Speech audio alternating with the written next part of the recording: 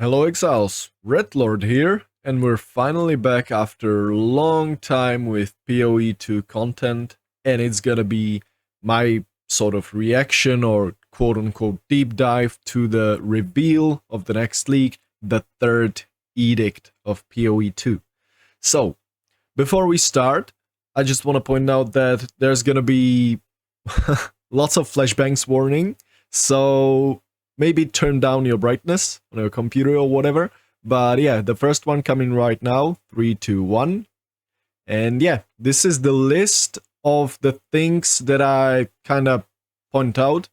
And yeah, I've watched through the whole announcement yet again, slowly, and I've kind of took the most interesting things to me and what I think that will appeal to the most of the players. So yeah, let's get right into this. And the first of them is Act 4 and Interlude Acts, which means Cruel Gone. Yes, and they explain it right here at the beginning. Act 4 right here. And yeah, by the way, all of these videos are going to be in the description, the link for the main video. And yeah, basically what they're saying is there's going to be Act 4 that was basically confirmed before, and we're gonna do Act 1, 2, 3, 4, and then instead of having to repeat some of these acts twice, because in the end, in the final product, there's gonna be 6 acts in PoE2, there's gonna be these interlude acts. And I'm gonna get to them in a second, but before that, I want to talk about this. This is the Act 4, and the Act 4 main town for Act 4 is gonna be in Kingsmarch, which we built in previous league in Path of Exile 1. And yeah, so basically the main town is going to be Kingsmarch, and you're going to be able to sail from Kingsmarch to all of these different Karui islands. And the choice to which one you go first is going to be completely up to you. You're still going to have, I think they said that you're still going to have to go to the other islands to complete some objectives, or maybe you won't if you do the whole quest, but you're still going to be incentivized to go to those other islands for items, for permanent buffs like, I don't know, skill books or whatever. So yeah, you're going to go through all of these, but it's going to be up to you which one you go to first. So yeah, that's basically Act 4. I'm looking forward to it, and I cannot believe I'm saying this, but compared to PoE1, I've never cared about the story, to be honest. And I don't even know why, really.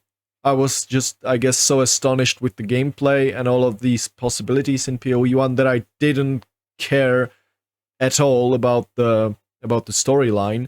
But in PoE2, I care about it a lot, and I cannot wait to see what's new in terms of the lore. So yeah, that's Act 4. And then for the interludes, what are they going to be? They're going to be basically, they said that they're going to be basically portions of acts. So basically there's going to be, I think, 3 interludes, and it's going to be something like each interlude's going to be like around the third of one act, I guess, and it's going to be completely separate quest line. For example, they said that I forgot the name of the NPC, this NPC right here, Dad of the Warrior, I forgot, but yeah, he's basically gonna send you on a quest line to do something, and all of these interludes are gonna be like that. So it's not gonna be repeating of quests of, for example, in this case, first act. It's gonna be completely separate quest line, and it's gonna be just an addition to the lore, not anything super important, I guess, but it's gonna be addition to the lore and something different to do, not just repeating Act 1 or Act 2 or Act 3. So yeah, that's gonna be the first interlude. The second's gonna be something similar, located in Act 2, I think. Yeah, somewhere in the Vastiri Desert.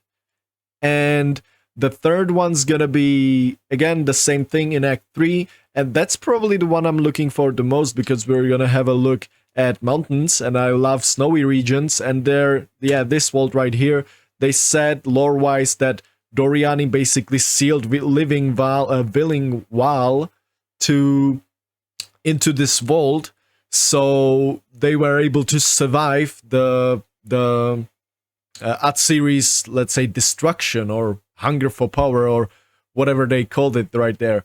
And you're gonna get into this vault, and even though it's, I think, thousands of years later, Doriani believes that they're still alive, and he sends you on this, what sounds like an interesting quest line. And with, of course, these zones are gonna have new bosses that are gonna get translated into endgame, but more of that later. So yeah, that's the first point right here, Act 4, an Interludes Act. I'm really happy that they did this. Cruel Gone is, I think, win for all of us, and I love it. The next one on the list, sprinting.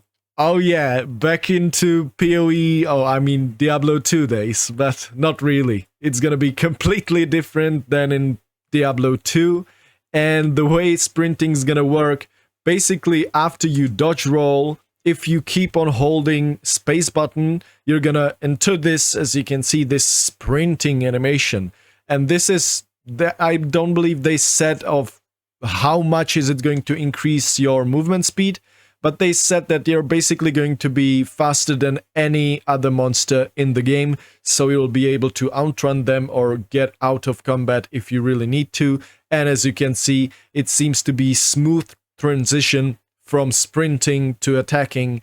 And yeah, if you get hit while sprinting, you're gonna get knocked down, which sounds basically like a death sentence. So yeah, this is gonna be sprinting. I think it's gonna help a lot, especially in combination with the checkpoints that are already in the game. You're gonna be traversing the maps a lot faster and traversing between packs a lot faster too. And I think that's this interesting dynamic in the gameplay, because especially on bosses, if you think about it, for example, the Arbiter of Ash boss fight, the phase where he's just spawning all of these fiery balls and you have to enter the rings that he's spawning around the arena, and yeah, without movement speed, you're basically screwed in that, and you're gonna die, definitely. But with this sprinting, I don't think you're gonna need any like movement skill, or maybe not even investing into movement speed that much. So this is definitely going to help a lot with a lot of these boss fights and a lot of these encounters. And I think it's really interesting dynamic to add into the game, and also is gonna hopefully feel really damn good. So yeah, sprinting, Pog, and that's it. Next up on the list is a big one. And that's support gem rework, combos, and basically splitting support gems into tiers, giving support gems unlimited copies, and adding new special lineage supports. And for that, we're gonna jump into the support gem section. Oh, we're already here, okay. So yeah, whoops, sorry. And what I mean by tiering these support gems, for example, right here you see Poison 1, and there's gonna be 3 versions for, I guess, most of the support gems, and they're gonna have basically different tiers. Maybe we can see it somewhere in the video. Yeah, right here, I guess. This is Rapid Attacks Tier 1. And this is also Tier 1. Yeah, they did show it somewhere. I don't know at which second exactly. But basically these tiers are gonna be different powers of support gems or different functionalities. So, as an example, the poison support we've got right here, and I'm gonna make up these numbers just to clarify. So, as an example, this poison support tier 1 is gonna be giving you 40% chance to poison on hit, and tier 2 of that poison support is gonna be giving you a 50% chance to poison on hit, and tier 3 support of poison may be doing something completely different. Maybe it's gonna do, I don't know, more damage with poison, or something basically completely different than the other 2 tiers are doing. So yeah, keep that in mind. It's not going to be always the case from what I've seen from the trailer and from what I've said in the ZigD podcast. But yeah, it's gonna be just adding so much more complexity, and or that's probably not the right word. It's gonna be adding so much options to make builds with and all of that, especially if you combine it with the fact they're adding multiple or unlimited copies of the same support gem usage. So you're going to be able to use this poison support tier 1 on unlimited skills. You can have every single skill be supported by the poison supports. Previously, it was only one copy at a time, and Gemling Legionnaire Ascendancy had this thing where he could use 2 copies of the same support gem. But now, for everyone across the board, every Ascendancy, every character, unlimited power, okay? This is absolutely huge, and I really wanted this. If you've seen my previous videos from PoE2 or seen any streams, you probably heard me talking about this, and I really am glad that they're doing this specific change.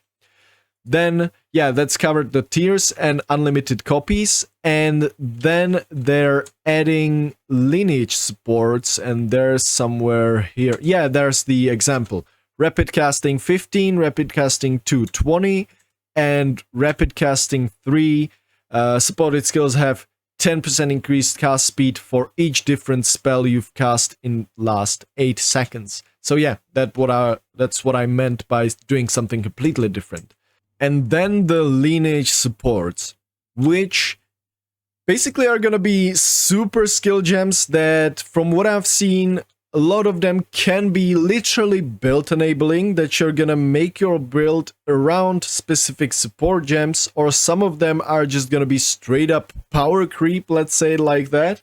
For example, there was one called Rakiata something, and that one's gonna make supported skills treat enemy resistances and inverted as inverted, sorry. Which means that if the enemy has 90% fire res, the enemy is going to be treated as having minus 90% fire res. So yeah, this one, Rakiata's Flow, exactly. So yeah, keep that in mind. And I don't think you're limited to use just one lineage support in your setup. So, or at least I didn't hear anything about that. So if it works with the unlimited amount of support gems, that means you can use Rakiata's Flow on every single one of your skills. So yeah, just that alone seems crazy to me, and I don't think I don't think you'll be able to support one skill by just one lineage support. I also didn't hear anything about that. So yeah, this just seems like pure fun and pure power creep in some ways. So I'm super excited about these, and especially the way how they drop. Because some of these are gonna be just global drop anywhere in the game. Some of these are gonna be boss specific. And that's when we're gonna get to the last points right here with the end game. So yeah, now we've covered the support gems. Now let's talk about this massive skill balance plus new skills, mace, bows, and elemental spells mainly from what I've seen. And yeah, basically, let's first talk about the bow skills, since we have them right here. They said that the cold portion of bow skills was pretty underwhelming, which that is definitely true. I've tried to make some cold bow skills and it felt a bit weird, like there's not enough and they were doing some weird stuff. So yeah, they basically added a couple of cold skills, I think 2 of them, to like bow cold skills. I'm not sure right now, I don't want to BS you, but mainly they've reworked some existing skills to do some additional stuff with the cold.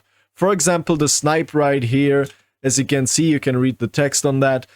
Against frozen enemies, it's gonna do that icy blast, which converts 100% of physical damage to cold, and is gonna do 100% more damage against unique enemies. So basically interaction between these cold skills, and they also said that since it's more difficult to freeze a boss than a normal enemy, some of these skills should have greater reward for using them in such cases. So, as in this example, Snipe, for example, because Snipe is now going to do more damage against not just unique enemies, but it's also going to do a different thing if you use it on frozen enemy. So yeah, this is just great all in all change, and I'm looking forward to making some cold bow skills, builds, whatever. But now the thing I am probably excited the most about in terms of skill changes, that's the mace skills. And they said that there was so many changes that they didn't cover it all in this video, so feel free to check the patch notes. I'm gonna do this right after I'm done with recording this video, but yeah, basically they acknowledged that fire skills are really underwhelming, so they buffed them a bunch and they added some fire skills. They added actually quite a lot of skills to the mace portion. So as an example, this skill right here, the Fiery Thor's Hammer, I love this one. Just throwing out your Mjolnir and hitting enemies, and when you walk right near the hammer that is in the ground, or on the ground I should say, it's gonna explode into this volcanic fissure circular explosion, and it looks really cool. And of course you can use slam skills to create these aftershocks of these volcanic fissures and do the damage all over again. And yeah, as we're watching it, Molten Blast 2, for example, to me it felt unplayable because you always moved forward when you used your Molten Blast. So you basically, if you were fighting boss, you did have to just do a couple of Molten Blasts and then retreat back and do just a couple more and then retreat back, because each and every single one was moving you forward, and thus you were starting to miss those hits. So now that's not going to be the case anymore. And yeah, Ancestral Cry, new skill again. Is this the one with consuming ignites? Yeah. This one is the one with consuming ignites, and you're gonna invoke the power of Chaos, and your steps are literally gonna be little slams, and as you can see, those little slams are gonna cause aftershocks, and I cannot wait to make a build around this. So this looks super fun, and of course, super heavy on your frame rate. So keep that in mind with this one. I am quite sure that every single one of us who's gonna play this is gonna have some problems with frame rates, but I cannot wait to play this one. I love it. Now let's actually jump into the elemental skills, which was somewhere in the end right here. Yeah.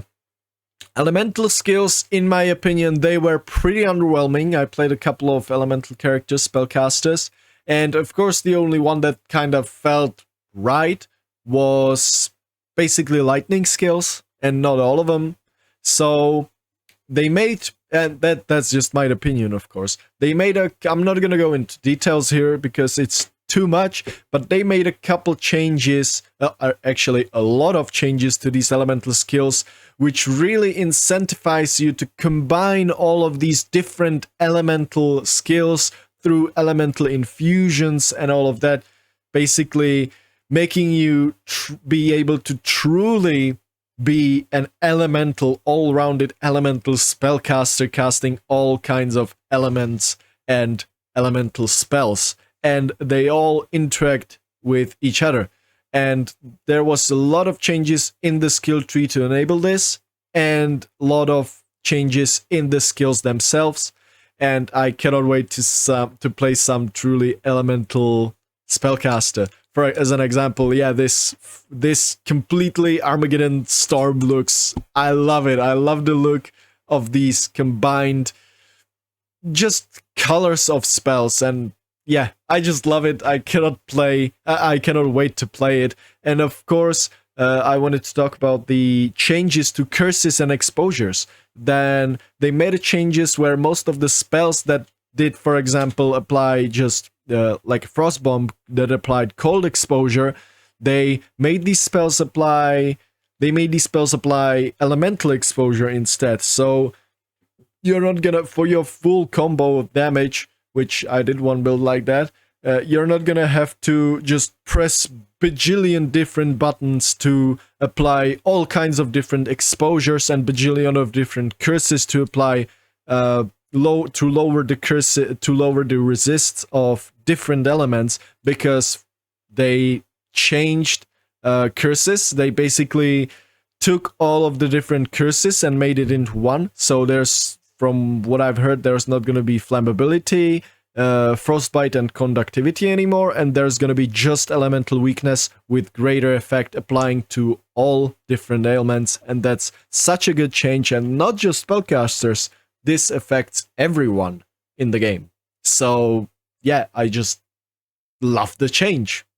That's nothing more to say about that. I love it, and I think that the build diversity is going to be really different from what we've seen so far, and it's going to be different in the good way, if you know what I mean. So yeah, next up on the list, we've covered skill balance and armor and evasion buffs, which were very much needed, and that was basically the only thing I kind of disagreed about, and that was the statement that evasion was the weakest of all the defenses. I really didn't feel that way. I might be wrong, but I didn't feel that way. So maybe it was due to everyone who was running evasion was basically combining it with something else, like energy shield, of course. And since energy shield was the strongest thing in the game, strongest defense, that maybe that because of that reason it felt that evasion is not actually that bad. But yeah, evasion and armor buffs. And we're gonna put this to 17 minutes 16 seconds. And yeah, this is pretty much the evasion buff. They're adding deflect mechanic into the game that scales with your evasion, from what I understand. Basically, it looks like if it scales with your evasion rating, it looks like half of your evasion rating, basically the value is going to be somewhere like half of your evasion rating is going to be a deflection rating, and the more deflection rating you're getting, the more chance to deflect. And what deflect does, it says it right here, deflect preventing 40% of the damage from those hits. So if you deflect a hit, then you're basically going to get 40% less damage from that. Very similar to how spell suppression works in PoE1, but this is going to work not just for spells, but for every single hit. So yeah, this just sounds like massive buff for evasion, and maybe some evasion stacking builds with Queen of the Forest being super fast and actually maybe even super durable thanks to this. We shall see. But yeah, that's the evasion buff.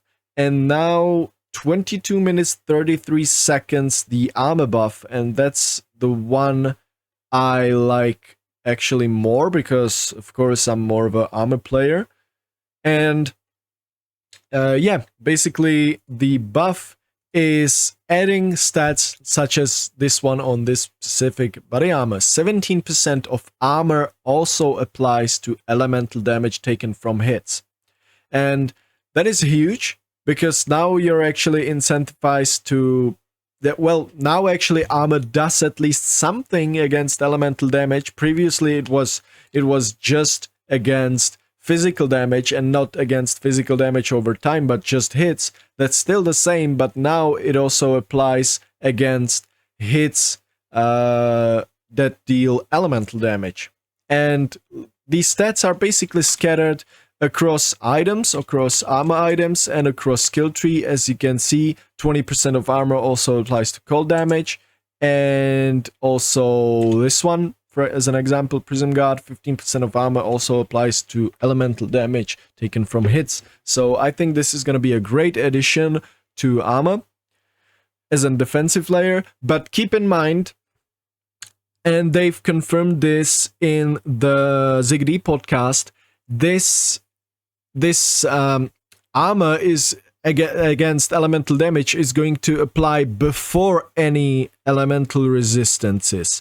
So yeah, basically, I don't want to get into much details, but TLDR of how armor works, I would say, is the bigger the hit, the less effective the armor is. So, as an example, if you would have these notables or affixes that make your armor affect elemental damage taken, if the resists apply first, and you have, let's say, 90 maximum resist, so you get hit for 100 fire damage, and resists are going to apply first. That means you're negating 90% of that fire damage, which would reduce it to 10 fire damage. And against 10 fire damage, armor is going to be much more effective than against 100. So it doesn't work this way, it works in the different way. The other way around. So basically, first of all, what's gonna happen if you take 100 fire damage from something? First of all, your armor is going to apply, maybe reduce it, let's say, by 10%, which will reduce it to 90, and that 90 is gonna get reduced by 90% of your maximum resistances. So yeah, it's the weaker way of applying this defensive layer to armor, but nonetheless, I think it's still going to be good and great addition to the armor or the left side defensive arsenal, which is very much needed in my opinion. But yeah, it's not going to be working like in PoE1. In PoE1, I believe it works the different way around. So yeah, that's armor and evasion buff. Super excited. Now, Blood Mage change, and that's a quick one, 26 minutes 41 seconds. Should be here. Yeah, Sanguimancy on Blood Mage, and I've played Blood Mage. I made a completely different video just talking about Blood Mage and my feelings about the Ascendancy on my channel. And yeah, the problem that I had with Blood Mage was actually mainly due to the Sanguimancy notable in the Ascendancy being you actually being forced to take it for 2 points, and that really didn't feel good, because every time I was planning to do something with Blood Mage, as for example critical damage life stacker, those two sides of the heart in the Ascendancy, as you can see here, these two right here, you couldn't take it because you always were missing 2 points. And now they're doing it in a way that Sanguimancy is gonna be free. So basically that means you're gonna get, if you choose to go with a Blood Mage, you're gonna have 2 extra points, let's say, because Sanguimancy is gonna be free, and you're gonna be able to do these clusters right here. The cluster on the left side for crit, and cluster on the right side, or the nodes on the right side, for life stacking combined with energy shield. I love that. I love that change, and I'm definitely going to play some Blood Mage builds. I love this change. I couldn't ask for more. Now we're getting into the territory which is probably going to be my league starter, because it just looks so goddamn fun and engaging, and I just love it. I was actually thinking about making a build like this before, but it really wasn't supported in the last league. And that's adding Hollow Palm technique, aka Mortal Kombat, in PoE2. And 27 minutes 57 seconds, and I'll quickly explain what do I mean by that. Yeah, this keystone that's gonna be on the skill tree, Hollow Palm technique, can attack as though using a quarterstaff while both of your hand slots are empty. Unarmed attacks that would use your quarterstaff's damage gain physical damage based on their skill level. So basically, you're probably going to be incentivized a lot to scale skill gem levels with unarmed attacks. So you get the flat damage, since you're losing flat damage from your weapon, because you're not going to be using one. So the ways of scaling that will be through adding flat damage in different ways. For example, on your rings, or adding skill levels. And then you're also going to get 1% more attack speed per 25 item evasion rating on your equipped armor items. And the same goes with crit chance, but instead it's 0.1 critical hit chance per 10 energy shield on equipped armor items. So what does that mean? Let's quickly jump into POV that I made here. It's, as you can see, a blank skill tree. I just wanted to take a look at some of these energy shield and evasion items. So I added energy shield helmet, and if you're wondering why just energy shield helmet, it's because of Sapphire mask. If it still exists, if it's still the same goodness as it is right now, I think it's a no-brainer, and I'm willing to sacrifice evasion on a helmet for pure energy shield. So yeah, with this setup where you have pure energy shield helmet, hybrid gloves, hybrid boots, and hybrid body armor, and these rolls are nothing like crazy. You can get much better armors than that, or basically everything right here. So with pretty mediocre rolls, we're looking at numbers. I've counted all of these together and pointed it out right here.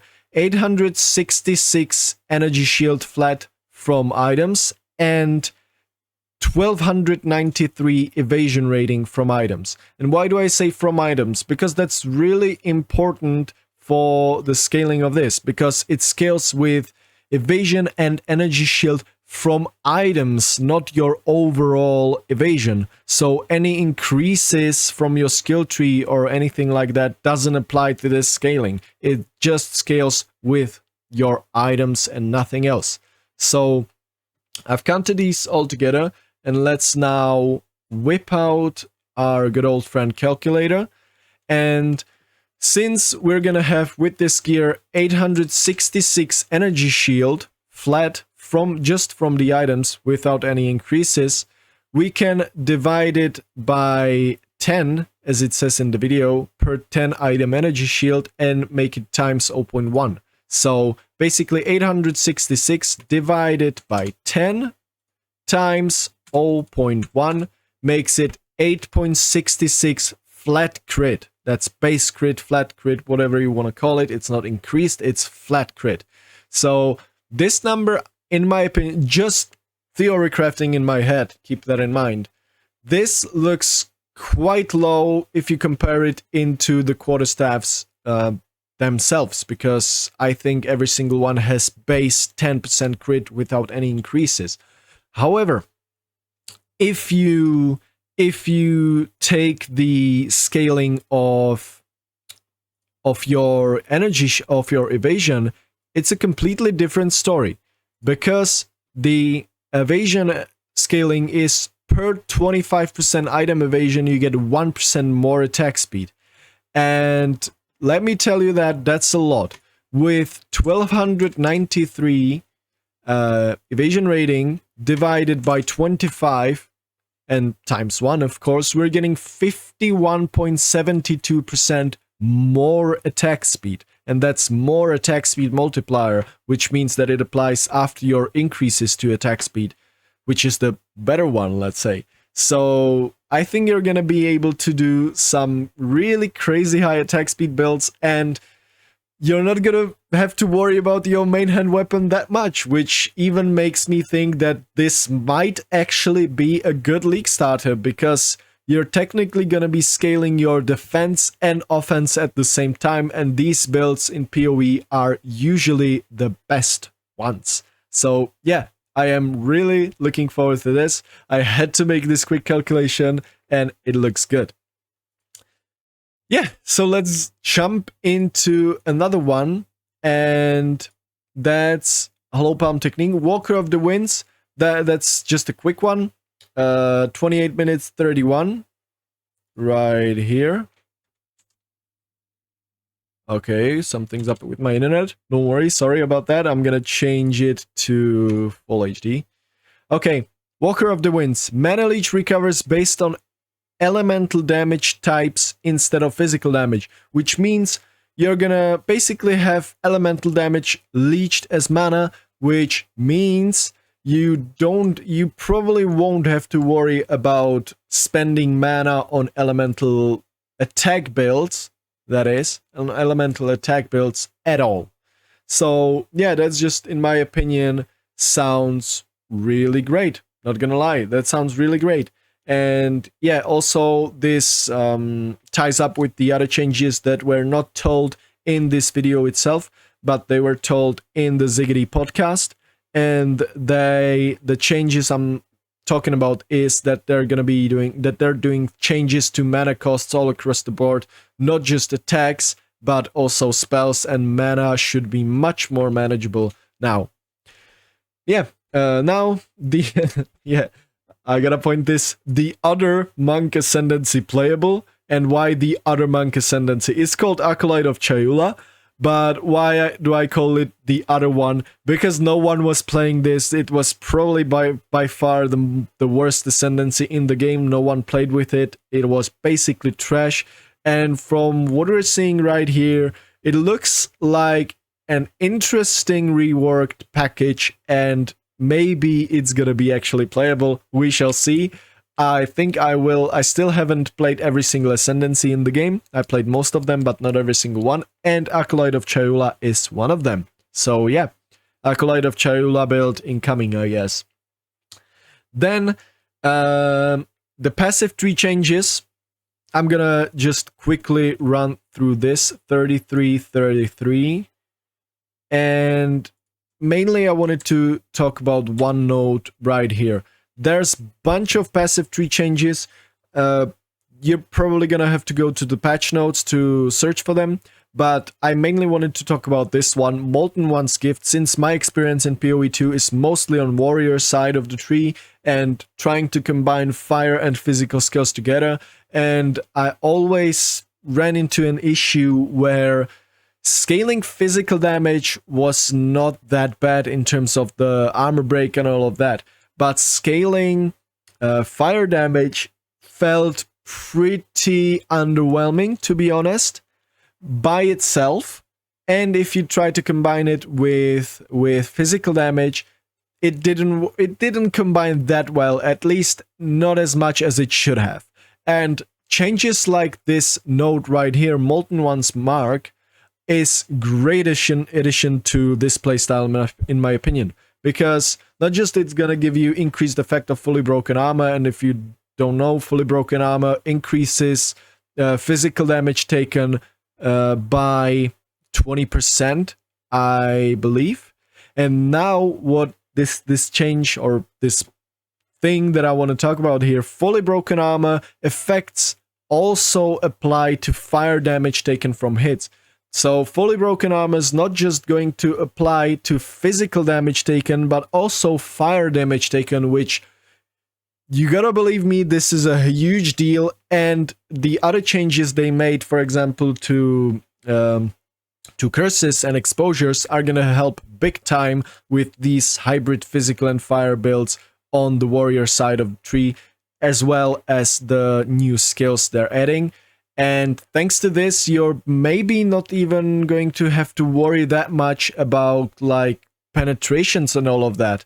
So yeah, we shall see. I love this one. I wanted to talk about a bit about specifically about this one. Of course, there's more. This one didn't seem pretty interesting to me, but yeah, for example, this one sounds really interesting. And yeah, this one, of course, Arcane Surge on basically Sanguimancer, that really, or Blood Mage, sorry, that sounds really good.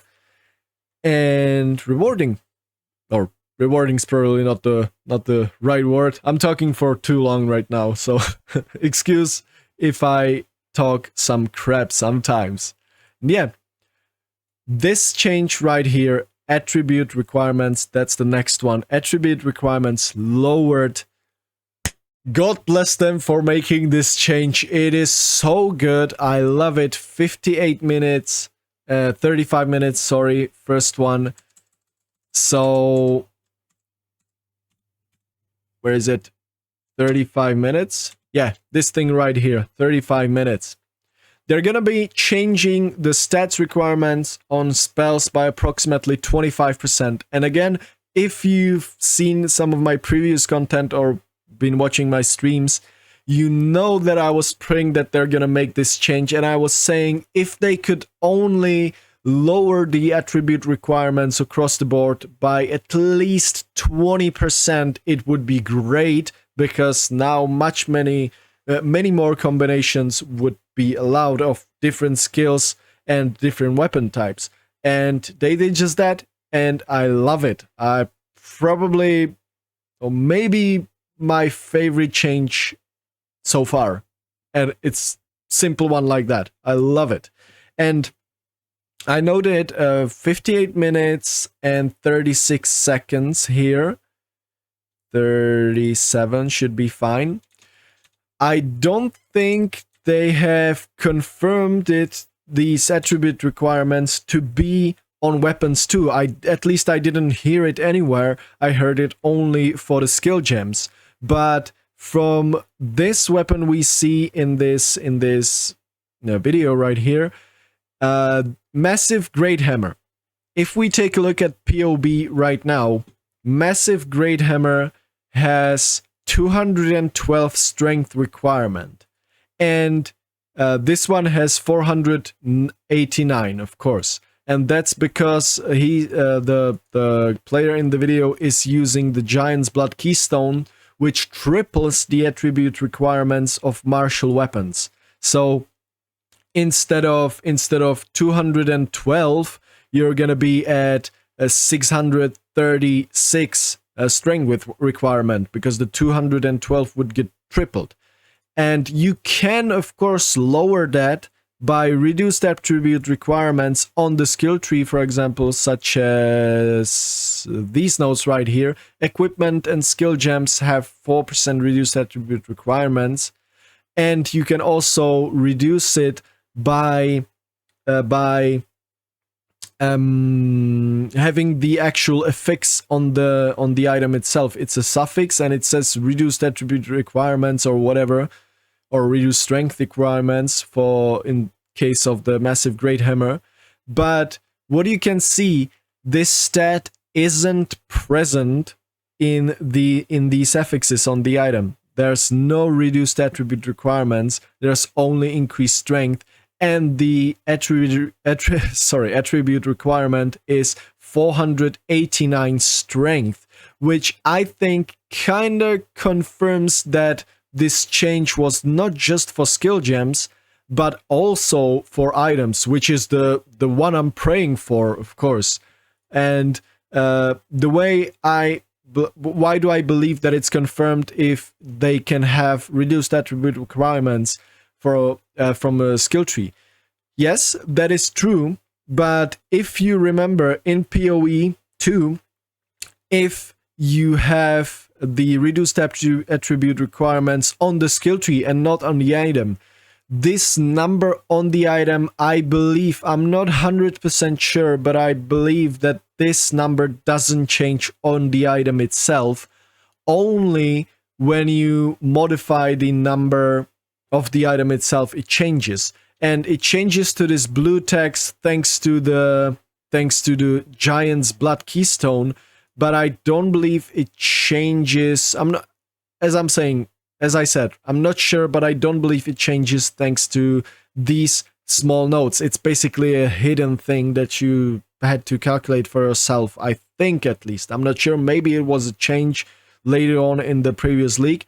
I'm not sure, but I believe that to get to lower numbers like these, you would need to get lots of reduced attribute requirements on the skill tree, and I don't think that it's going to be this much. And if we just calculate it right here quickly, so the previous tripled attribute requirements times 3 would be 636, right? And if we apply roughly the 25%, reduced attribute requirements they made for the skill gems, so take this number minus 25%, we get 477, which is pretty damn close to the number we see right here on the weapon itself. So I am really on the side of believing that they made this change for items as well as gems. I really want to believe in that. So yeah, that's attribute requirements.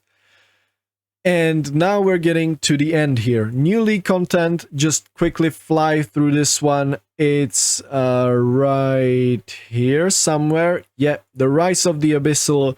Basically revamp of Abyss, but in PoE2 version. And what I found really interesting about the Abyss in PoE2, that it's gonna be interacting with different league mechanics. As an example, they said Rogue Exiles. If you slay Rogue Exile near the Abyss Fissure, then he's gonna get revived with a chance for special items, like I think they mentioned a particular lineage support or an amulet or something like that. Something of that sort. It's basically different items, different loot, and fighting the Rogue Exile again. Hopefully, if you're gonna find a Rogue Exile with a Mage Blood, yeah, PoE1 with, I don't know, Headhunter, and slay him near the Abyss, and he's gonna have Headhunter, he's gonna drop the Headhunter, of course, and hopefully if he revives, he's gonna drop the Headhunter again, hopefully. That sounds pretty damn good and fun, but yeah, we shall see. Basically, Abyss, of course, it's PoE2, the artwork and all of the design and sounds from what we've heard looks astonishing in my opinion. Just PoE2 visually, I think it's top notch. I don't think there's anything to say about that. It looks great and it looks fun. So that's covering the new league content. And yeah, by the way, this is official first league specific content for PoE2.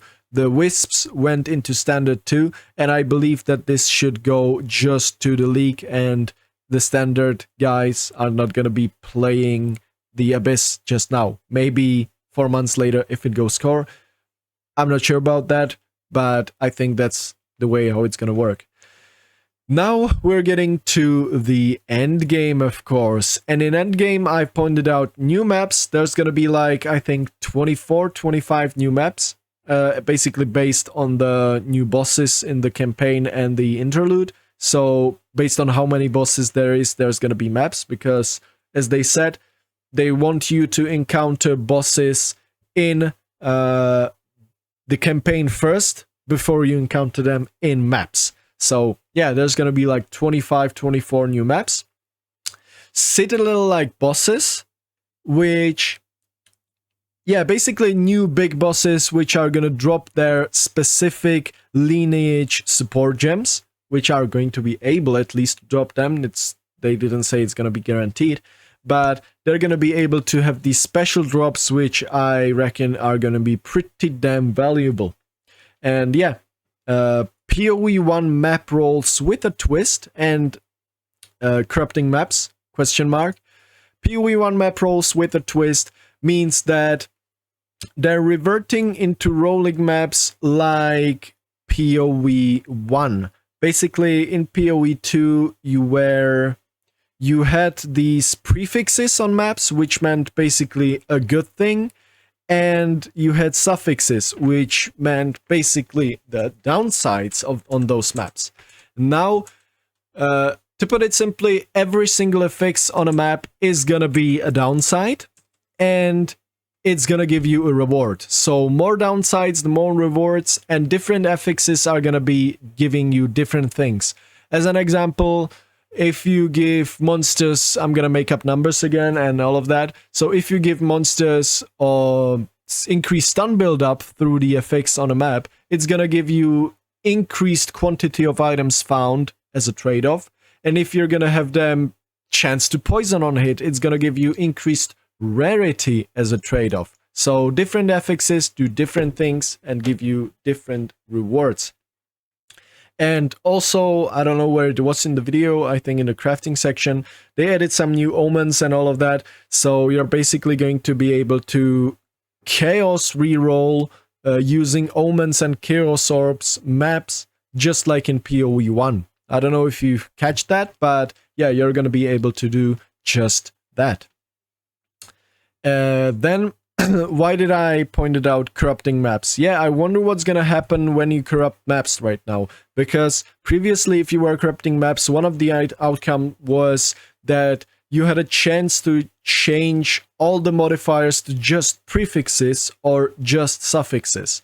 And it was really important for Citadel farming, because just suffixes meant more waystone drop chance, and more waystone drop chance where was meant to be basically waystone drop chance in Citadel scaled how many fragments you're gonna get. So I wonder what's happened with that, if it's just gonna be adding, like, making 8 modded maps just like in PoE1, which would also result in more waystone drop chance or not. We shall see what's gonna happen with that.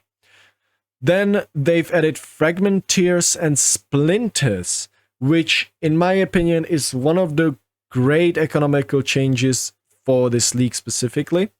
And what do I mean by that? Previously, you had for example,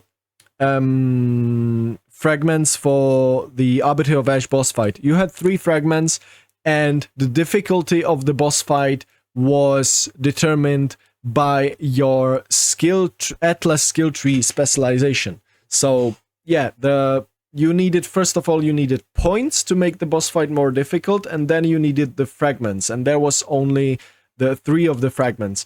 Now there's going to be 6 of the fragments, and it's going to be split, from what I understand, it's going to be split into 2 difficulties, and you're going to be able to drop the, for Arbiter of Ash specifically, you're going to be able to drop the first type of fragment from Citadels, and the second for Uber Arbiter of Ash, or let's say the hardest version of Arbiter of Ash. They're also going to be dropping from Citadels, as we're used to, but for these to drop, you're going to have your boss Atlas skill tree fully specced. Until then, they're not going to be dropping the Uber Arbiter of Ash fragments. So that's a nice change. And similarly, this goes for the other content as well. For example, for Breach, for Ritual, there's going to be splinters. And these splinters are going to be, let's say, portions of these invitation. And as you can see, the numbers 50, 75, and 100, these are going to be basically difficulties. And previously, again, it was the difficulty was determined by your Atlas skill tree, which felt pretty bad because the prices of those breach stones were inflated by players actually being able to run those boss fights on the highest difficulty. And now with this change, less splinters is gonna be basically less difficulty for the boss fight. So you won't have to feel that bad for running those boss fights on the lowest difficulty, because there's gonna be different price ranges, because you're technically, let's say again, making up numbers here, let's say the maximum difficulty ritual boss, King in the Mists, is 100 splinters. Then you want to do the lower version with just 50 splinters, basically half as difficult. That's at least how I understand it. And it's a great addition, because logically the lower difficulty should cost half as much as the higher, as I said in this example, right? So this is great economic change that they're changing and that they're making, and I love it. And the next one is faster leveling to mid-90s, which is, in my opinion, again, just phenomenal addition. And yeah, we're gonna be able to level up a bit. They said faster, basically they said faster to mid-90s, and this is good for re-leveling new characters, because the level requirements can be a bit harsh in PoE2, and leveling, compared to that, how harsh those level requirements on items are, compared to that, the leveling was quite slow. I myself have found many times, multiple times myself in a bit of a dilemma what to do with the build until I get to the level where I can use my items, or for example some kind of a unique or something. Yeah, this is a great change indeed. And speaking of uniques, new uniques are added into the game. I just wanted to talk about one real quick. It was somewhere at the end of the video right here. And of course, the more interesting one is the one I wanted to talk about right here, Thunder Fist. And as you heard me talking about the hollow palm and all of that unarmed stuff, I really am looking forward to be using these gloves, which basically grants you this, as an implicit, grants you this crackling palm skill, which basically, from what I've seen, what I've heard, no cooldown, and additional skill you're gonna proc every time you're gonna hit an enemy with an unarmed attack. So scaling attack speed with this is really what you're incentivized to do, and it sounds really cool. And by the way, as you can see, pardon me, I had to burp. I'm talking for almost an hour, so it's a bit difficult. But as you can see, the roll range is 4% attack speed and 3 resistances. I think we're gonna see some pretty high and low rolls on these gloves just thanks to these stats, because there's no way these are the base stats, right? And yeah, also giving us flat unarmed critical hit chance. And yeah, if you've seen the calculation for the base crit chance from the energy shield, this is, I think, one of the reasons why I think it is a bit lower.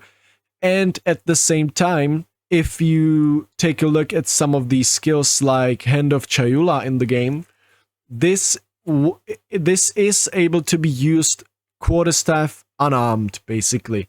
It requires you, as basically when I played with it, it required you to have quarterstaff equipped to be able to use that skill, but it didn't actually use the stats of your quarterstaff. It instead used its own stats, and that's how basically every single skill with quarterstaff will look like. And I don't believe that at least they didn't say anything about adding base crit chance to unarmed attacks to combine it with the hollow palm itself.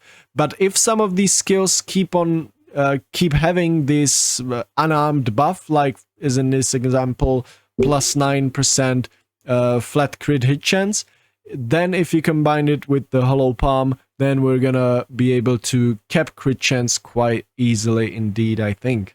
So yeah, that's important to keep in mind.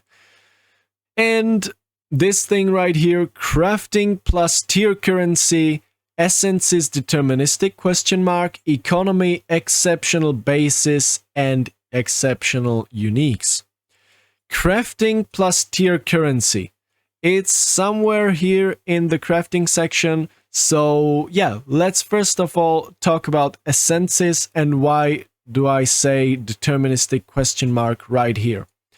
Basically first of all, let's start with the essences. They're gonna be adding for almost all of the essential currencies and all of the essences. They're gonna be split into tiers. And again, just like with the support gems, tiers are gonna give you lower amounts or different things than the other one or the previous ones. So as in this example, Perfect Essence of Flames is going to make this effect on one-handed or two-handed weapon of, as an example, two-handed melee weapon or crossbow gain 25 to 33% damage as extra fire. But again, making up stuff. The previous version, I don't know what's it called, Greater Tier 3 Essence of Flames, would give you, instead of this effect, it would give you, I don't know, Fire Res, let's say. And that's why I was thinking if it is deterministic, because of the functionality of this item right here. So let's make up numbers right here and take as an example an essence, and instead of this stuff that it does right here, let's say it gives you resists and it works on, I don't know, boots, for example. So let's imagine that it says not a melee weapon, but boots, and it gives you 15 to 20% fire resistance. And let's say the functionality of this is the same. Removes a random modifier and augments a rare item with new guaranteed modifier. Does that mean that if you have a boots that are filled with prefixes, basically prefixes are filled on these boots, and suffixes are not filled, you've got, let's say, cold and lightning res on those boots, of course, there's no room to add prefixes, right? So it's going to be forced to add suffixes. But as an example, on boots, is the only fire prefix I know or suffix I know of is fire res, right? It's going to guarantee basically fire res because it says it on the essence itself. But if it's different, like if it adds fire, if it says fire modifier instead of fire resistance, is it going to be forced to add suffixes and making it remove either prefixes or suffixes? Because as an example, it on an item where you can roll fire prefix and fire suffix, it could add prefix or suffix, right? But for example, on an item where fire prefix doesn't exist, as is boots or as are boots, then it's going to be forced to add fire suffix, right? It could still remove the prefix, but it could exalt slam a new prefix on those boots. But it's going to be forced to adding suffixes. So I wonder if essences are going to be deterministic like that, and I'm looking forward to see the answer in the game.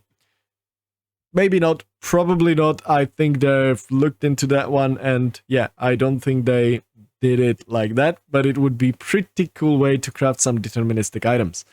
Yeah. Next one, they did this change basically with currencies too. So I think there's an example somewhere here.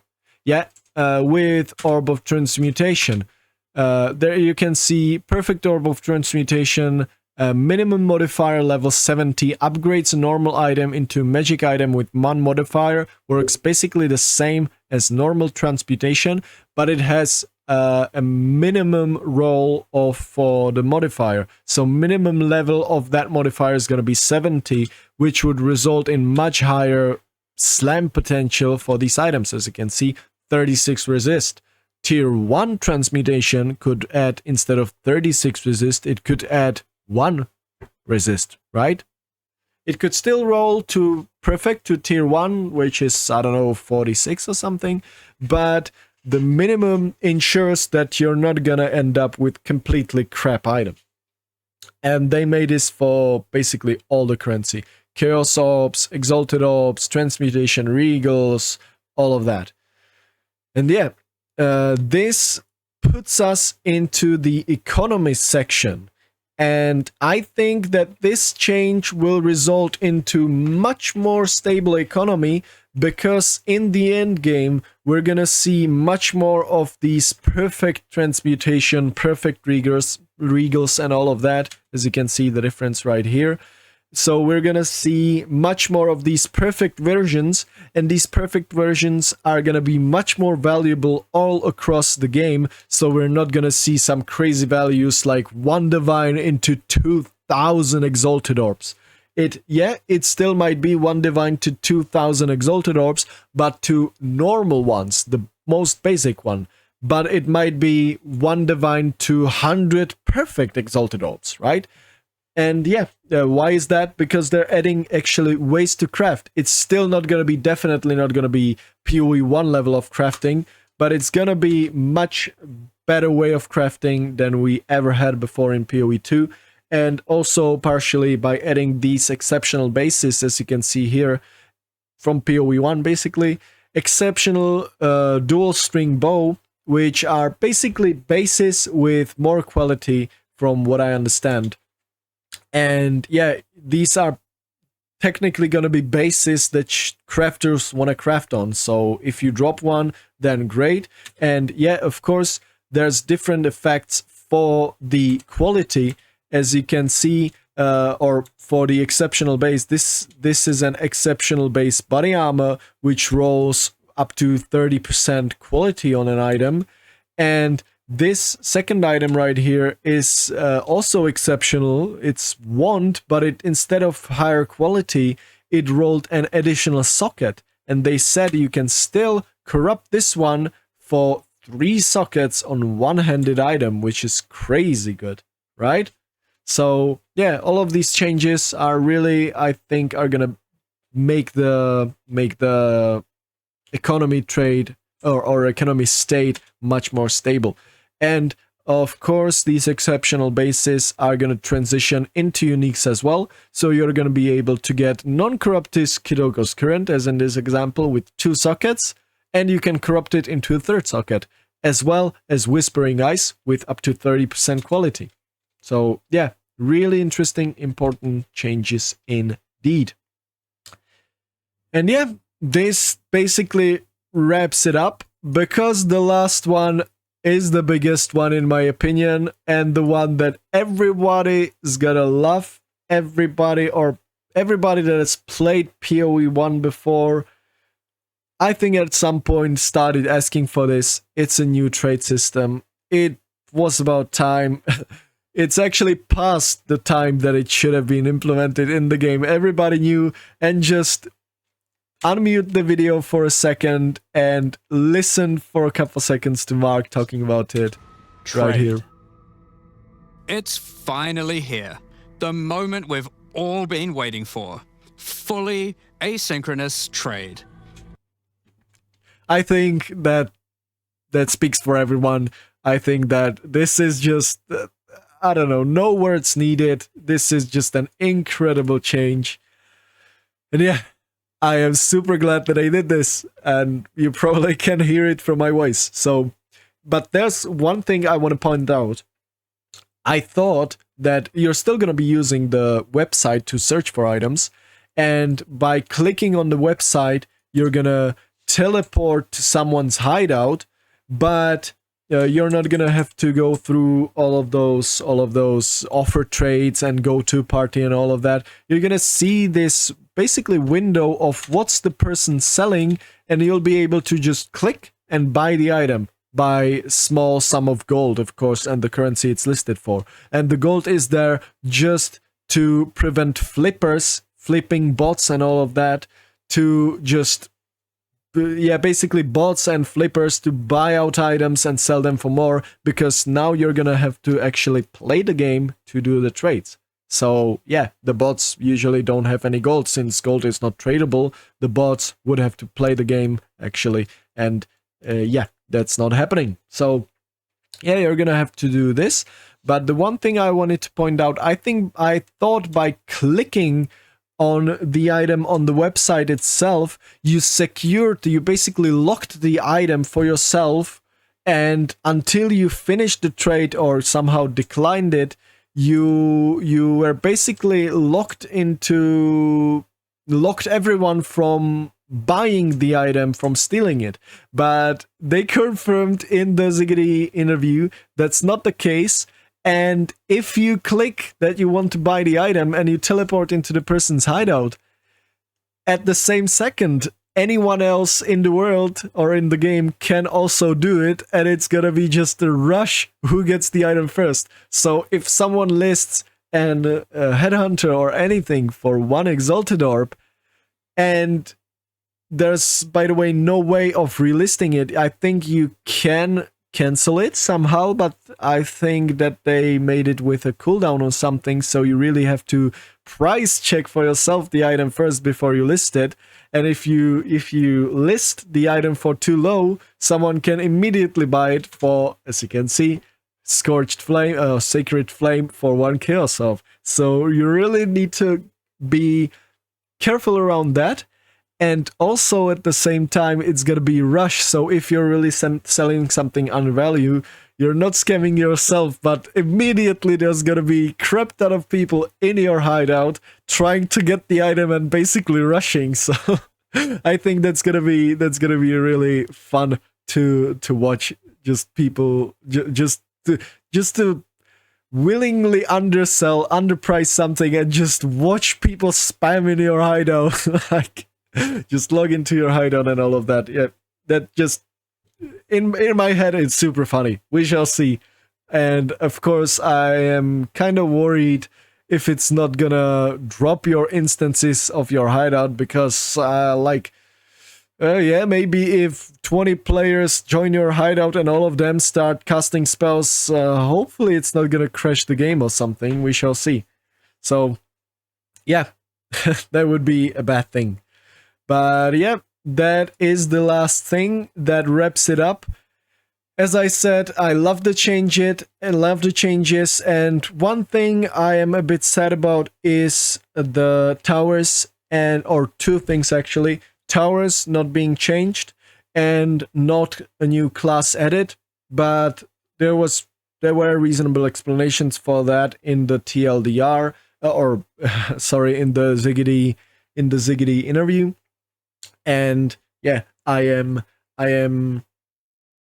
fine with them not changing towers and not adding a new character, because in the interview itself they didn't say it themselves, but from what they were saying, they basically confirmed that we're getting a druid in the next expansion, and we're also getting changes to towers in the next expansion. But yeah, so they basically confirmed that, and the reason why the towers and the druid isn't in the game right now, it was because there was not enough time. I think Jonathan said that for 2 months of the 4-month cycle, they thought that they're gonna be adding druid, they were ready, but they decided that they're just gonna focus on the base game, on the thing that's already in the game. And yes, of course, I am freaking sad that there's no druid in the game, because that was the character that I was looking forward to the most to play in PoE1. But I think these changes they made were much more important than adding the druid or changing the towers in the game. So yeah, with that said, that's all from me. I hope you're excited for the next league, for the Abyssal League or Third Edict League, as much as I am. I know I'm gonna be blasting the hell out the next week in 8 days. Basically, I'm gonna do at least 24 to 36 hour stream. So yeah, it's gonna be an absolute blast, and I wish you all the best. You can expect some videos on my channel for the league status, or maybe league status, basically builds that I'm gonna theory craft, and hopefully POB is gonna be updated as soon as we can. And yeah, by the way, again, talking about Hollow Palm, unarmed attack speed in PoE2 is higher than PoE1. It's 1.4 in PoE2 and not 1.1, I think, as it is in PoE1. So yeah, keep that in mind, your attack speed scaling. With that said, thank you very much for watching. Yes. I really appreciate it if you made it this far into the video. It was it's a long video, hour and 15 minutes. Yeah, probably my longest video so far, but I really wanted to make this one and talk about all that stuff. So yeah, thank you very much for watching, Exiles, and see you in the next one.